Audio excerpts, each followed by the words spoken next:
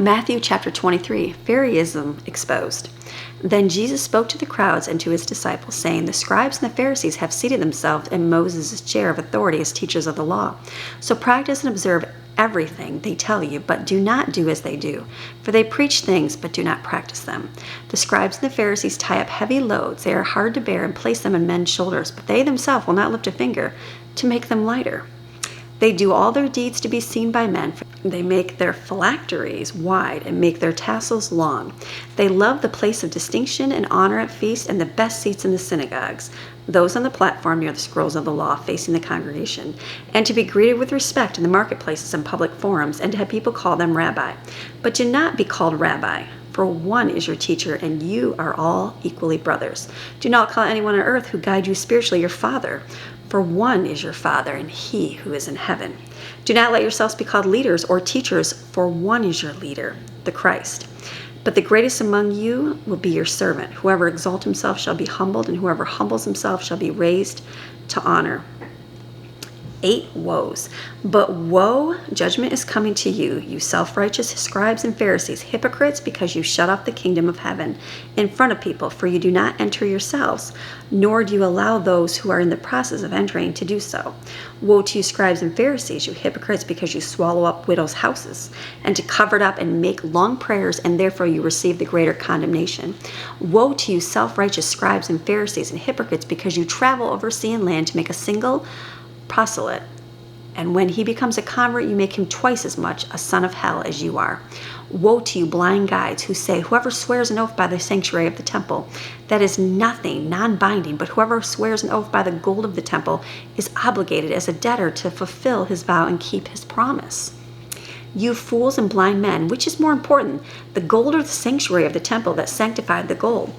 And you scribes and Pharisees say, Whoever swears an oath by the altar, that is nothing, non-binding, but whoever swears an oath by the offering on it, he is obligated as a debtor to fulfill his vow and keep his promise.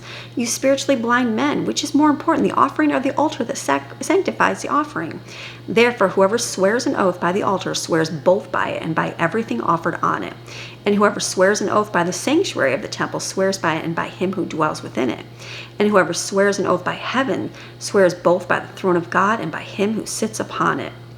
Woe to you, self-righteous scribes and Pharisees, hypocrites, for you give a tithe of your mint and dill and cumin, focusing on minor matters, and have neglected the weightier, more important moral and spiritual provisions of the law, justice and mercy and faithfulness. But these are the primary things you ought to have done without neglecting the others.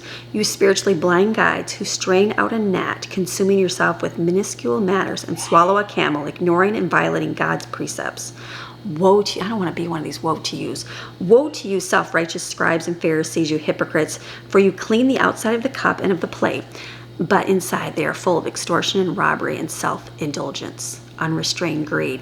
You spiritually blind Pharisee, first clean the inside of the cup and of the plate, examine and change your inner self to conform to God's precepts, so that the outside, your public life and deeds, may be clean also. It's so important for us. Clean the inside of your heart, for whatever comes out of produces out of your mouth is from your heart. So make sure you clean the inside of your heart. Woe to you, self-righteous scribes and Pharisees, you hypocrites, for you are like whitewashed tombs, which look beautiful on the outside, but inside are full of dead men's bones and everything unclean.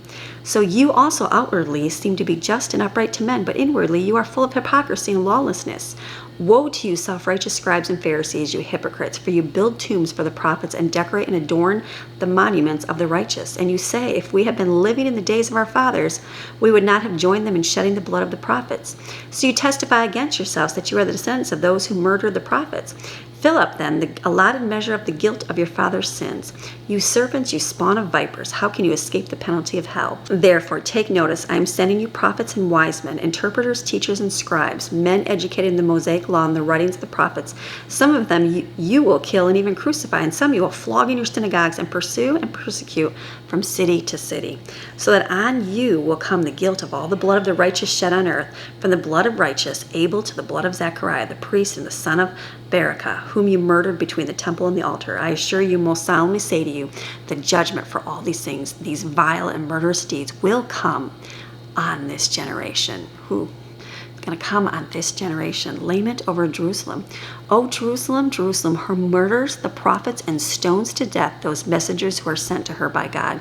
How often I wanted to gather your children together around me as a hen gathers her chicks under her wings, and you were unwilling. Listen carefully. Your house is being left to you desolate, completely abandoned by God and destitute of his protection. For I say to you, you will not see me again, ministering to you publicly until you say, blessed, to be celebrated and praised is he who comes in the name of the Lord. You don't want to be any of those things. You want to be the woes. You want to avoid all of those things.